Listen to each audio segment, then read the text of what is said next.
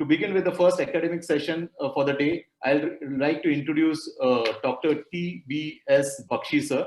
He's a very senior, very eminent radiologist, head of Department of CT Scan and MRI at the Sir Gangaram Hospital in New Delhi. He also is the adjunct professor of imaging sciences at the University of Rochester in New York. Co-chairing the session with Dr. Buxi, sir, would be Dr. Anila Mathan. She's a senior consultant of hematology and transfusion medicine at the Apollo Specialty Hospitals at Chennai. She's also lead and as well as technical assessor at NABL. With that, I hand over the session to both of you, Dr. Buxi, sir, and Dr. Anila. Thank you. Thank you, Suven. It's indeed a pleasure to be joining you all in this unique kind of an event which Seema has and with her teammates has knitted this so beautifully that I can tell you that this is a remarkable thing. I have no words to tell you about Seema because Seema is one person whom I have been associated for a long time in Gangaram Hospital, and I have seen her grow from a stature, with doing her PhD and everything. So she is one person who is an epitome of kind of an inspiration to all the youngsters. So I will hand over this to Anila to introduce the first speaker, please. Thank you, Dr. Buxi. And good morning, everyone. And let's start today's diagnostics fest. To start it off, we have the well-renowned Dr. Amar Dasgupta. He has over 40 years experience in the field of hematology, hematopathology, and flow cytometry. And he has worked in leading medical institutions such as CGI Chandigarh, Tata Memorial Mumbai, the University of Washington, Seattle, Royal Postgraduate Medical School and Hammersmith Hospital, London, the Fred Hutchinson Cancer Center, Seattle, and at Centro Microsystemic, Italy. He worked at Hinduja Hospital and SRL Diagnostics, Mumbai, and he is currently the hematopathologist and director of medical services at Suburban Diagnostics. He was a recipient of the prestigious Fogarty Fellowship from the NIH USA and the Yamagiwa Yoshida Fellowship from the International Union Against Cancer, Geneva. He's a fellow of the UICC and of the Indian Society of Hematology and Blood Transfusion.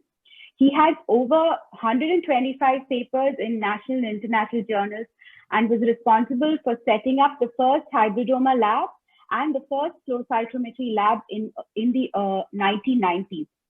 He has held positions as president of the Cytometry Society of India in its formative years and as a counselor, International Society of Lab Hematology. I've had the privilege of listening to Dr. Dasgupta a few years ago, and he's imparted a lot of his experience and knowledge, which was extremely valuable. Sir, we look forward to hearing your talk on the current approach to thrombophilia screening. Over to you. Thank you, Dr. Anila. At the outset, I would like to send my greetings to all of you and like to express my sincere thanks to the organizers of CAHOCON. I had an earlier opportunity to participate in this meeting, but somehow, to the disappointment of one of my colleagues, Dr. Shankar Sengupta, who was instrumental in trying to get me on board, I could not really do that. So I always felt guilty of that. So today I think that opportunity has come, and I'm really very happy that I'm able to be part of this fantastic initiative that our colleagues have taken over the past few years. I have chosen this topic because of the fact that of late during the COVID pandemic, there has been a lot of discussion about the role of the infection, in this case COVID-19 infection, in introducing or inducing a hypercoagulable state in the body. So although I'm not going to cover any aspect of the infection part, but I just thought it may be a topical subject to talk about because of the fact that there is now not just because of the COVID-19 infection, but also independently there has been a lot of change of thought in this subject in terms of what needs to be done, how it needs to be done in terms of the diagnostics and management. And I would try to share with you the current trends or current concepts that are in place nowadays compared to the earlier scenario wherein any patient who presented with a suspected or suspicion of deep vein thrombosis or pulmonary embolism would undergo a plethora of tests at the time of presentation. And we all now realize that it's not a scientific approach. And after realization of that fact, based on a lot of data which emerged over the last 1.5 decades, we have a different kind of an approach nowadays for investigating patients of thrombophilia. So in my next 18 minutes or so, I will try to cover all these aspects. I'll try to be brief, but at the same time, the content is a little bulky, and therefore I may be forced to go at a little higher speed than usual. So please bear with me. Now, these are the various discussion points that I'm going to go through during my talk, starting with what is thrombophilia, when do we suspect thrombophilia in a patient, what are the causes of thrombophilia, the prevalence of thrombophilia and the relative risk estimates, clinical considerations which are very important, who should be tested and when, test panels and algorithms for testing, and then take home messages. So let's jump on to the first slide. Now, most of you know thrombophilia, as the word indicates, is affinity for thrombosis. It has other synonyms like hypercoagulable state or prothrombotic states.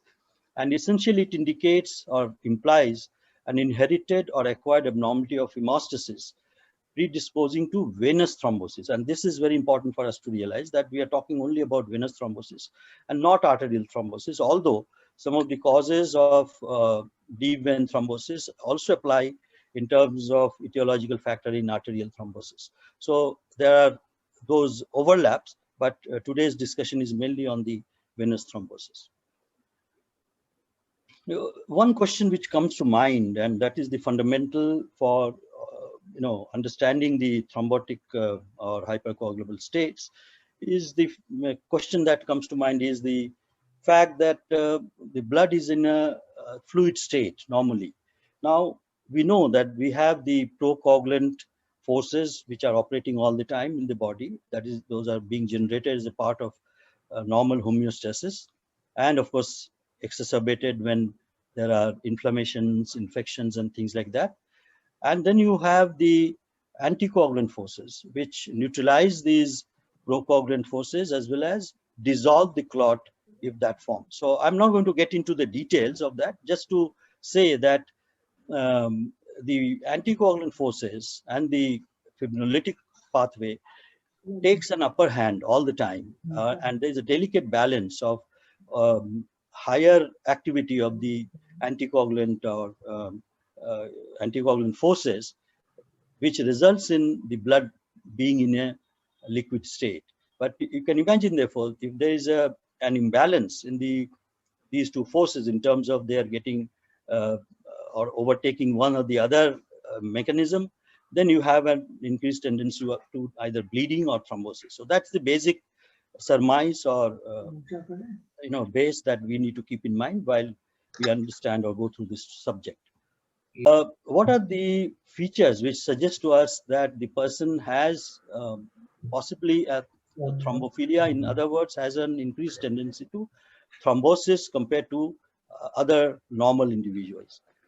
That is the case when we see a patient presenting early in age. So usually, I mean, we know that older patients have a tendency to get both arterial and venous thrombosis for various reasons. But when it happens in the earlier age group, that's the time when we need to think of a pathological factor underlying the thrombophilia, which is led to this condition. Another manifestation when patients are treated with warfarin in the situation of venous thrombosis, and the patient, if he develops purpura fulminans, which is a very fulminant type of thrombosis leading to necrosis and bleeding, you suspect that this person would have a very specific reason. Usually these patients have proteinase deficiency. So that kind of points to the possible etiology, and of course certainly points to the fact that the patient has either an inherited or acquired thrombophilia. Superficial and deep vein thrombosis and pulmonary embolism in patients who have very strong family history. So family history is very, very important in suspecting the possibility of an underlying thrombophilic factor as the cause of venous thrombosis. Recurrent thrombosis is another indicator or pointer towards thrombophilia. And very importantly, when patients develop thrombosis during anticoagulation, that is another pointer that this person has a hypercoagulable state. Thrombosis at unusual sites, like cerebral venous system or hepatic or mesenteric or renal veins, is something which would point towards the possibility of a thrombophilia. Then some of the arterial thrombotic states also, which I just now referred to, would indicate that in addition to the factors which cause arterial thrombosis, which of course we are aware of, there could be other etiologies which may be aggravating the hypercoagulable state and precipitating the even the arterial thrombosis. So that is something which we need to keep in mind. Recurrent fetal loss is another scenario which should point towards the possibility of a thrombophilic state in the patient. And complications of pregnancy, such as intrauterine growth retardation, stillbirths, and severe preeclampsia. These are the conditions where if you have that in a woman, the chances of that person having thrombophilic state is very, very high. Now, this is a very important slide. I would like all the listeners or participants to pay a little attention to that. And that is the realization that thrombophilia or tendency to thrombosis or prothrombotic states are not the outcome of one factor, one underlying factor. An example would be that you inherit a prothrombotic, genetic factor or genetic predisposition, but it is not necessary just because you have inherited that you would be, landing up with thrombosis. Now, in such a situation, thrombosis will happen only if there is an additional factor which adds to this thrombotic state. So that means that this is one of the mechanisms that's how it works. And the combinations of various factors could be a set of inherited factors associated with acquired abnormalities which cause thrombophilia. It could be presence of two inherited thrombophilic factors, or it could be two or more acquired factors. So at the end of the day, the patient manifests in terms of venous thrombosis usually when he has multiple factors which cause or make the person vulnerable to venous thrombosis. And then the manifestation happens. The person may carry these factors in isolation, but that doesn't always lead to venous thrombosis. This is something very, very important.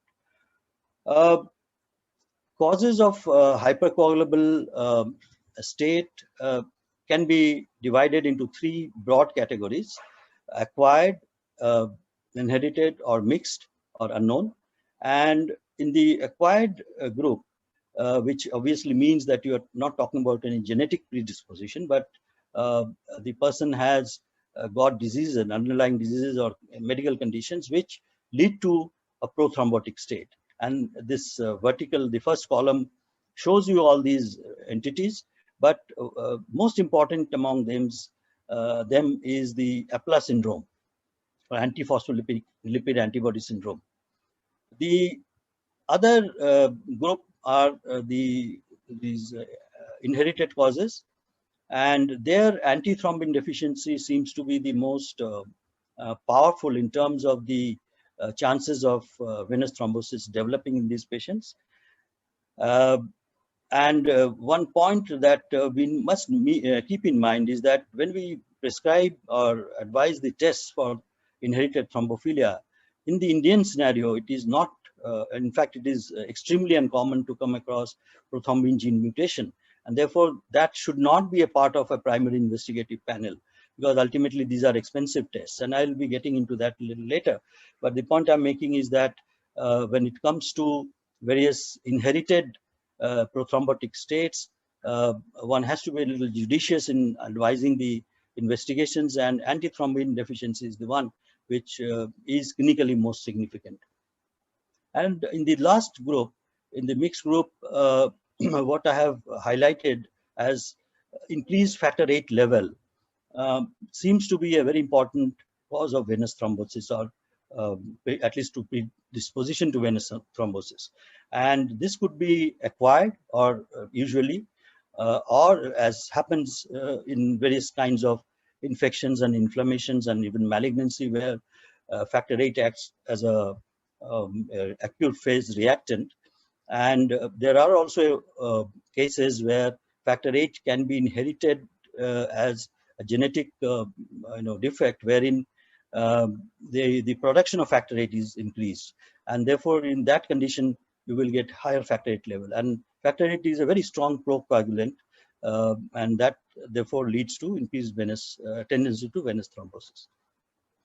This photograph, or rather cartoon, shows what involves the the genesis of venous thrombosis in patients who are deficient, or rather have what we call as mutated factor V, or factor V Leiden, which is one of the causes of venous thrombosis, as I showed here in the middle group at number 4.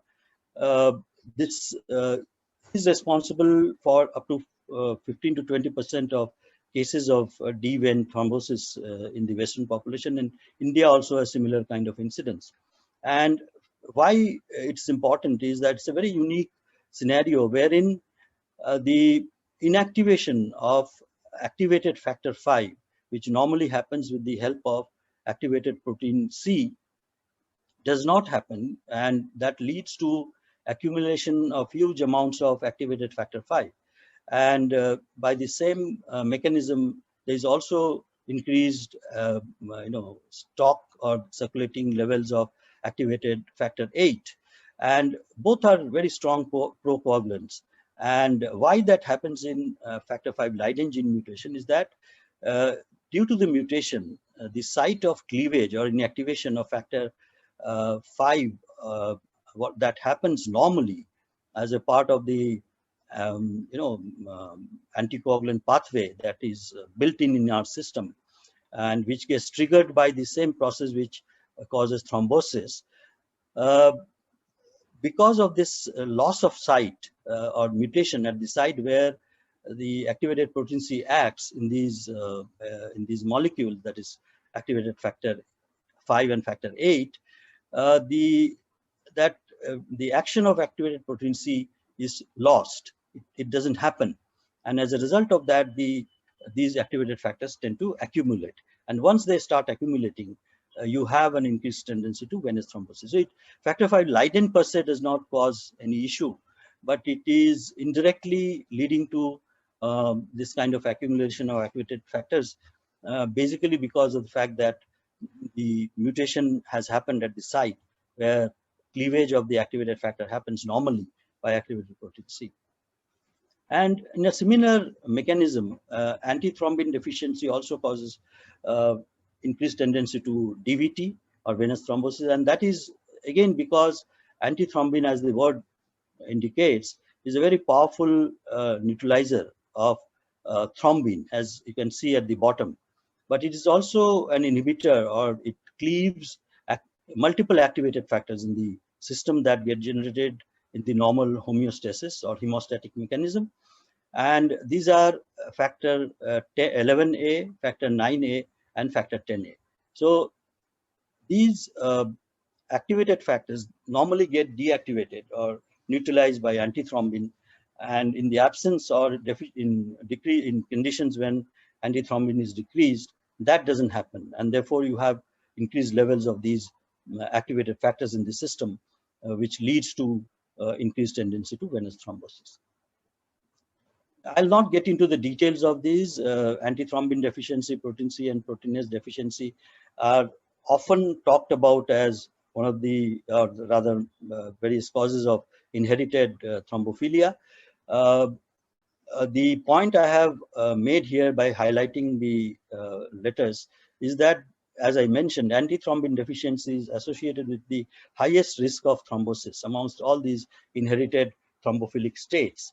And therefore, this is something which we have to keep in mind. So if a patient has antithrombin deficiency, the chances of the person recurring or having a recurrent venous thrombosis at a later date, once you discontinue the anticoagulation, is much higher compared to patients of protein C and proteinase deficiencies. And this same thing is highlighted here in terms of, again, if you see antithrombin deficiency in the first column, vertical column, it has a relatively high risk of vein thrombosis as well as recurrence of thrombosis. So on both scores, antithrombin deficiencies has a very high predisposition to the occurrence of disease and recurrence of the disease. And similarly, in the acquired thrombophilia or thrombophilic disorders category, you have lupus anticoagulant as a very important cause of high risk of venous thrombosis. Of course, lupus anticoagulant can also cause arterial thrombosis, and of course, high risk of recurrence. So this slide was mainly to highlight or drive across these 2 points. Now, I'll go through some of the observations that are already there, as I was referring to, in terms of the experience and the knowledge that have collected over the past decade and a half, and that I have summarized here. And these are important considerations when we are dealing with a patient, because as we should always realize that we are not dealing symptoms or parameters, but we are dealing with patients or treating patients. So patient variables are very, very important that we need to keep in mind, and the various clinical considerations have to be kept in mind while deciding to put a person on anticoagulation if the person comes with DVT, and also when to stop. So these 2 questions need to be answered. The risk of recurrent venous thrombosis embolism over years after the first episode is approximately 30% after stoppage of anticoagulation. The risk is higher in patients with unprovoked than those with transient provoked venous thromboembolism, and amongst the latter in patients with medical than those with surgical risk factors. Now, provoked and unprovoked terms are used very often in the context of deep vein thrombosis, and it simply implies that in this first category, that is the provoked category, you have precipitating factors which are there, which you can recognize, which have led to or precipitated the venous thrombotic attack. While in the unprovoked category, you do not have any obvious cause of precipitation of the venous thrombosis. So this is how these 2 terminologies are used. Baseline parameters related to the risk of recurrent venous thrombosis are proximal location of the deep vein thrombosis, obesity, old age, male sex, and non-O blood group, whereas the role of inherited thrombophilia is controversial. So this is something which is a recent knowledge, and therefore the tendency to investigate the patients has to be taken in light of the fact that there are other obvious reasons which give rise to precipitation of or recurrence of venous thrombosis than inherited thrombophilic factors. The persistence of residual vein thrombosis at ultrasound assessment, persistently high values of D-dimer, and the early development of post-thrombotic syndromes have consistently been shown to increase the risk of recurrent venous thrombosis and embolism. And therefore, strategies that incorporate the assessment of residual vein thrombosis and D-dimer assessment have the potential to identify subjects in whom anticoagulation can be safely discontinued, or on the contrary, can be continued. Availability of newer anticoagulants, which are direct acting drugs against activated factor 10 or thrombin or antithrombin drugs are likely to induce fewer hemorrhagic complications than vitamin K antagonists, and therefore they are nowadays preferred. And some of the considerations which we used to keep in mind while advising patients of DVT for investigations are not applicable in the context of NOACs and DOACs, as we call them nowadays. So these are a set of questions. I don't again want to read them, and the important point will be to answer these as we go along, and we'll look at that. For want of time, I don't think I can get into that. So there are certain information that we now have based on the experience that I was referring to, and that of course a lot of it sounds very logical, and therefore one wonders why these things were not looked at when there was a rampant use of investigations for patients of DVT. So do not test at the time of venous thromboembolic event, and that is very much common sense statement. And therefore, you test only at the completion of anticoagulant therapy for the provoked, that is the patients of venous thrombosis in whom you have a obvious cause of precipitation of the venous thrombosis. For the unprovoked, which is spontaneously developing venous thromboembolism, test the patients after treatment of acute event if cessation of anticoagulation therapy is contemplated, and test results might change the management therapy. So this is now the accepted principle based on the experience that I was referring to.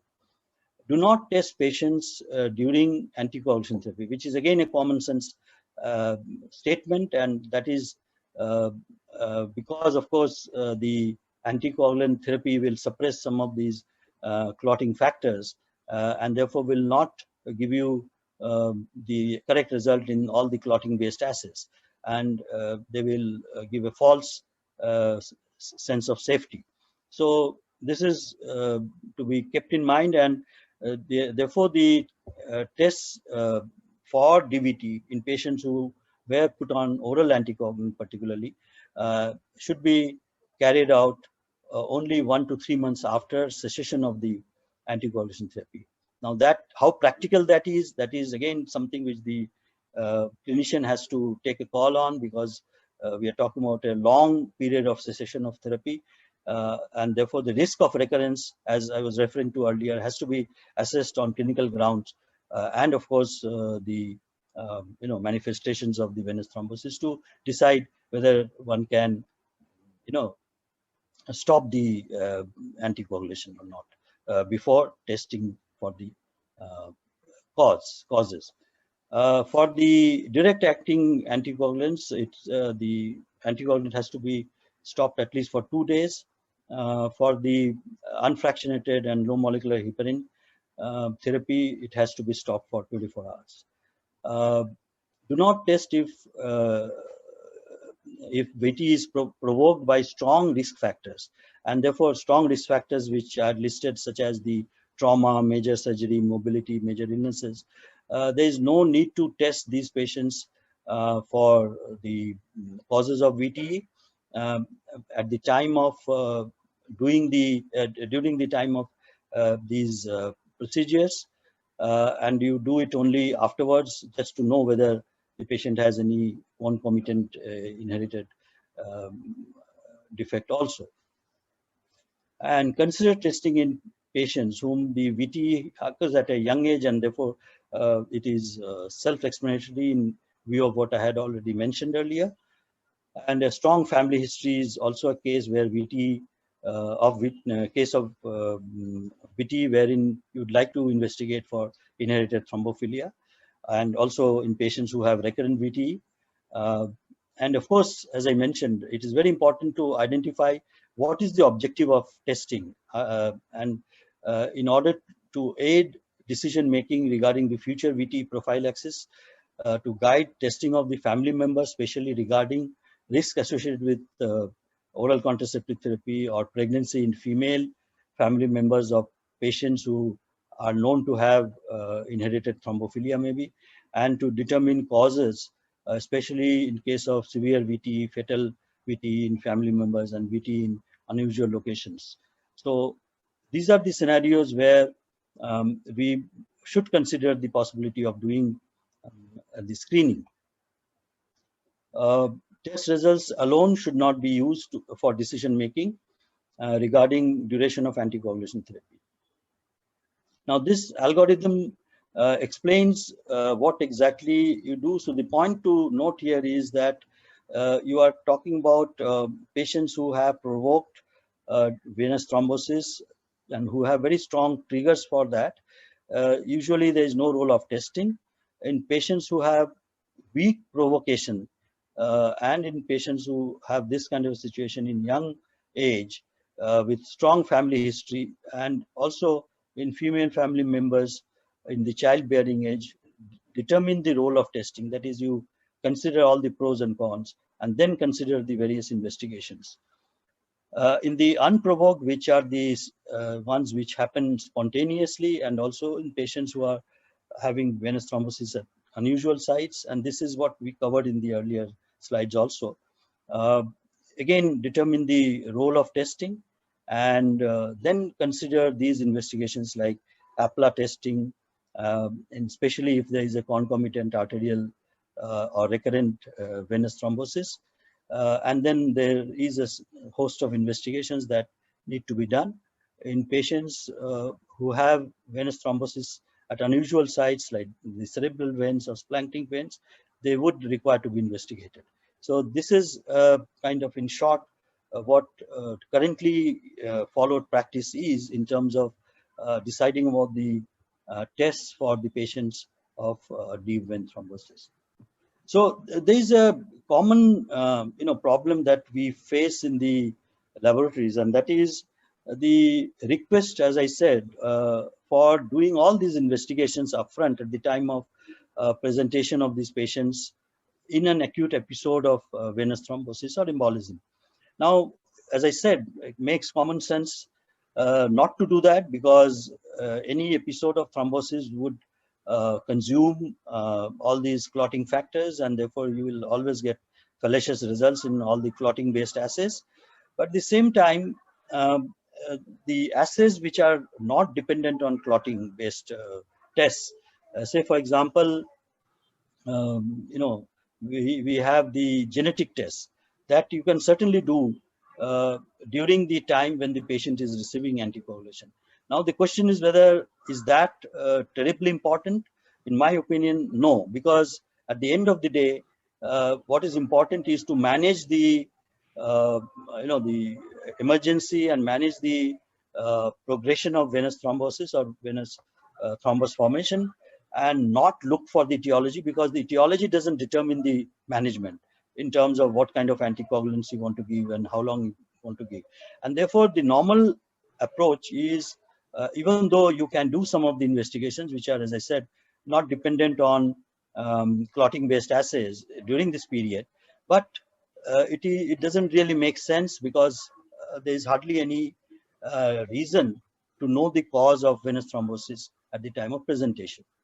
So this is a very important point to keep in mind. And as I said, this two-stage approach where you do a set of investigations at one point during the episode and the second set afterwards.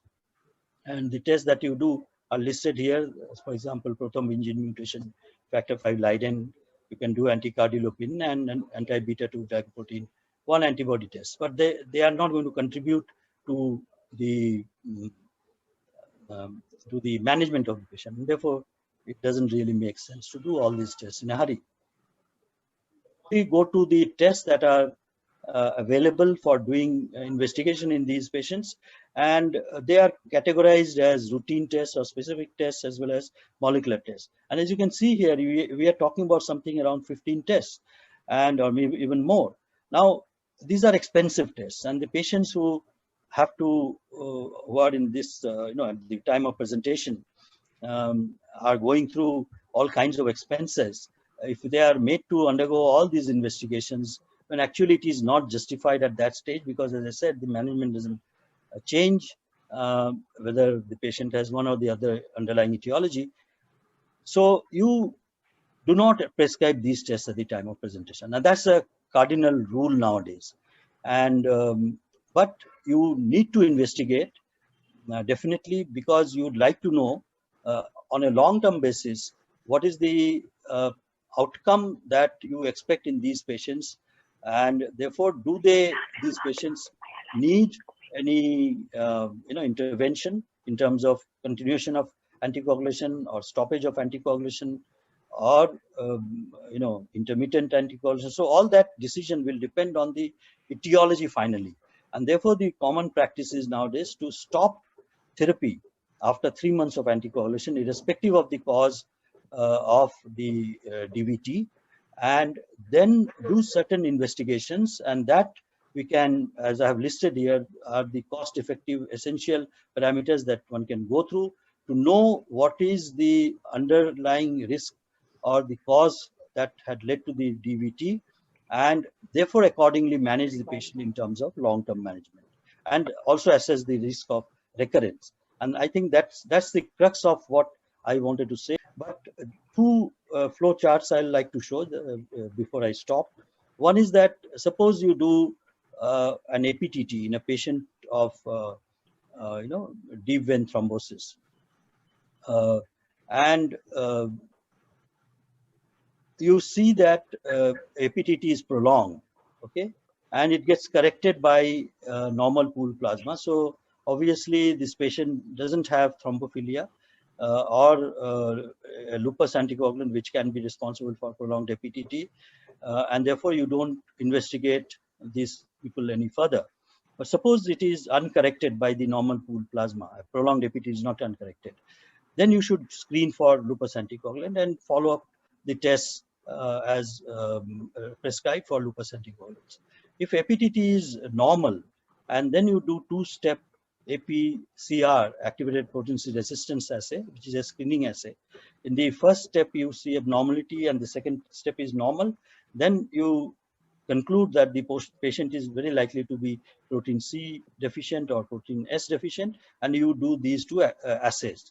But if you see that the both steps are normal, it is very likely that the patient will have something like factor V Leiden gene mutation, and therefore you will investigate that patient for that particular abnormality. And going further, as I showed in the previous slide, if it is normal, the what you call the two-step APCR, then we will be looking at the activities of these proteins, and based on the finding, we will conclude as to what is the etiology of the DVT in these patients. And by the same token, other causes of venous thrombosis like hyperhomocysteemia, hyperactivity of factor V and fibrinogen level, we can do that based on what are the findings of the other tests that we have done. So these are the options that we have. We can go ahead and do that depending on what the results are. And in terms of hyperhomocysteemia, it is a good idea to give oral supplementation of vitamin B12, vitamin B6, and repeat the assay, because deficiency of these vitamins, as happens in strict vegetarians, can give rise to erroneous level or rather acquired elevation of homocysteine, and can be misdiagnosed as a case of hyperhomocysteemia. So this has to be distinguished. And then, of course, you can do a methyl tetrahydrofluorate reductase gene mutation study in case all these things are normal. And finally, this slide actually shows you how the tendency for various tests have over time decreased. And today we are talking in the 2020s that there is very little that we need to do at the time of presentation of these patients in terms of investigation of the cause of thrombophilia in the patients who present with these manifestations, compared to what used to happen earlier, where we had less knowledge in terms of the role of these underlying causes, and how determining these abnormalities, are they going to impact the treatment decision making, are they going to impact the duration of therapy and things like that, where yes, for duration of therapy indeed it is important, but not for decision making in terms of putting the patient on anticoagulation. And therefore the upfront screening of these patients for the various etiological factors for DVT is not justified nowadays. Thank you very much for your time. Thank you, sir, for making it sound so, explaining so simply and clearly the approach to thrombophilia diagnosis and taking us through such a difficult topic in such a short time. And thank you so much for those lovely algorithms which you shared, which look really useful. We can take a few questions. We have one from Dr. Adil Shah, who's asking whether we need to do protein C and S antigen or activity or both. Yeah, so that's a good question.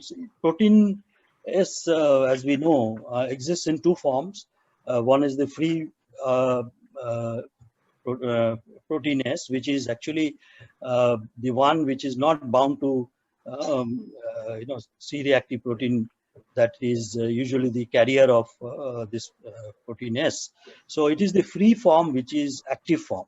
So nowadays the tendency is to only measure the free protein S level and not get into the protein S activity and total or free and things like that. But once you have a case where you have protein S deficiency in terms of free being low or normal or low, but you'd like to subclassify that case further, then it may be important for you to do all the three assays, that is activity, total antigen and free antigen.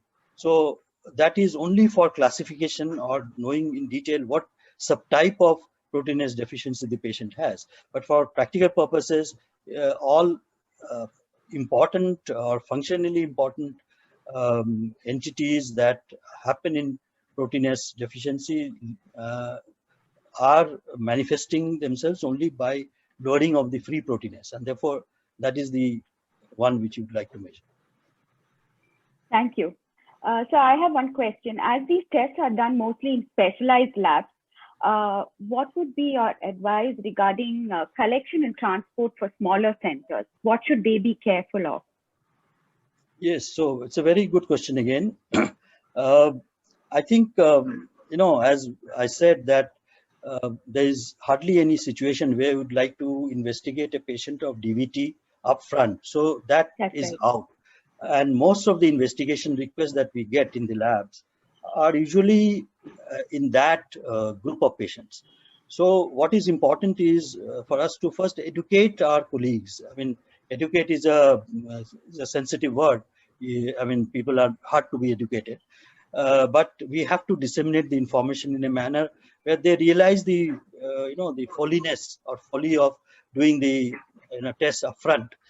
Having said that, what is important, as I emphasize, is to investigate this after 3 months if justified in terms of the background of the patient, the manifestations, family history, female patients, childbearing age, oral contraceptives, all that stuff. After you have decided that this person needs to be investigated, then get into a more logical panel, which I shared with you in my presentation. But the biggest problem, as you have really rightly highlighted, is the fact that if you transport samples, you have to be very sure that you are not compromising with the quality of the sample along the way. And for that reason, it is usually advisable to get these investigations done locally on freshly collected samples. But if you cannot do it because of lack of facilities, you should ensure that the collection is done properly and the plasma, this platelet poor plasma, is frozen down immediately at -20 minimum, and maybe even below that if possible in dry ice, and then transported to the reference lab for these investigations. So this goes without saying, but if that is not ensured, we come across this kind of a scenario day in, day out, wherein abnormalities are multiple in these samples. And once you see multiple abnormalities, it is very likely that these are compromised samples, and therefore it is better not to report these cases. And very good indicator or a first investigation that you should do is to do an APTT. Now, if APTT is prolonged in a sample which has been sent to you for thrombophilia investigations, it is a non-qualifier for investigation.